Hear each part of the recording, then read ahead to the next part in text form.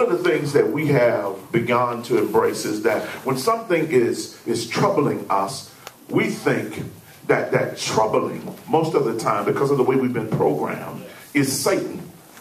Because preachers on television keep telling us that it's Satan trying to hinder you from getting where it is. But sometimes I would propose to you that it's God.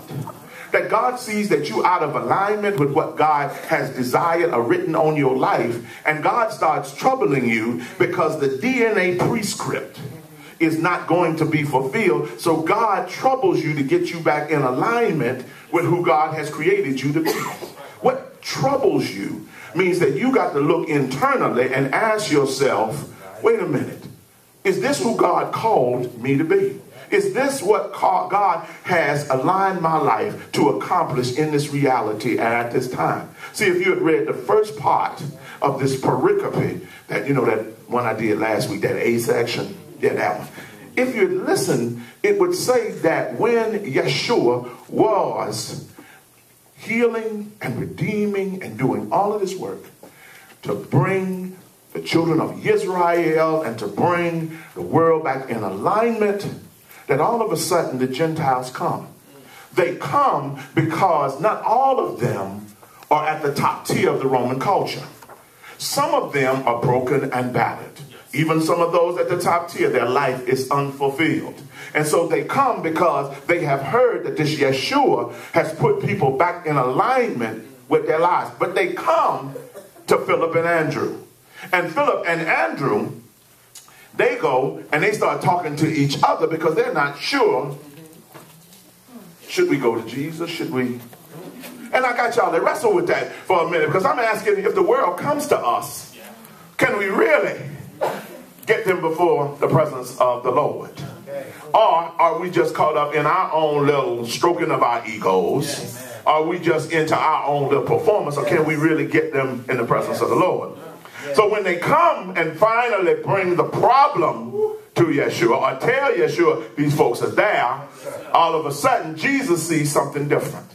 He said, my hour has come. Why? Because the Jews have rejected me, church folks. And the folks out in the world are starting to come in search of an answer. They're seeing that their system is not working, so they're coming.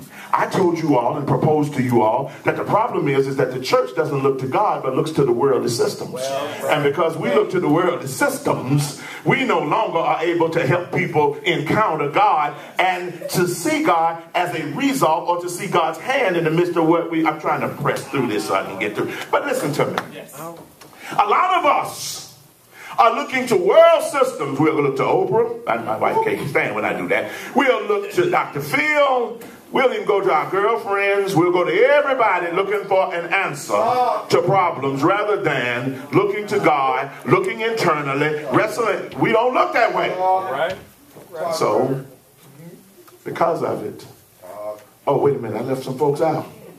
We'll look to some of these TV preachers.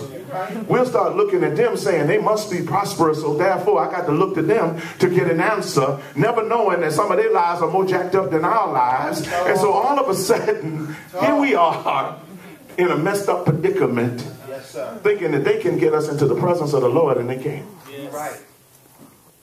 The struggle is that this is what I propose to y'all, there are two worlds that are about to collide. Yes, sir. The beloved community that Yeshua is presenting, and the Roman kingdom. All right.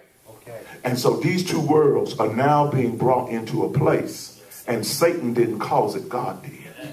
So in this time and in this season that we are facing, I'm going to get to that, just stay with me. In this time and in this season that we are facing, there is a conflict that is again being played out, or being established, or being created by God.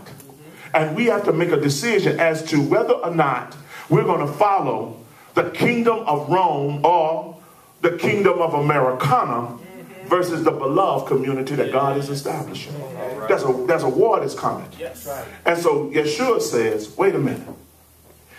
I am going to be the embodiment of what it looks like to live one's life in alignment with the beloved community of God. And that is contrary and totally different from the Pax Americana, the Pax Romana, Pax meaning peace. I'm going to make this kingdom this, what we call community, go at war with each other because God has established communion or community and not kingdom. Here we go. Look at your text. Now my soul is troubled. What is it that is troubling not just your spirit, but your soul, the totality of who you are? And why is it happening? Let me show you. Let me see if I can do this. Yeah. Where did you put that? I wanted it at the beginning. Yeah, shift it real quick. I know I needed that at the beginning.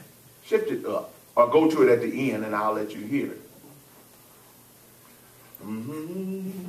Just hum for a minute. Just hum for a minute.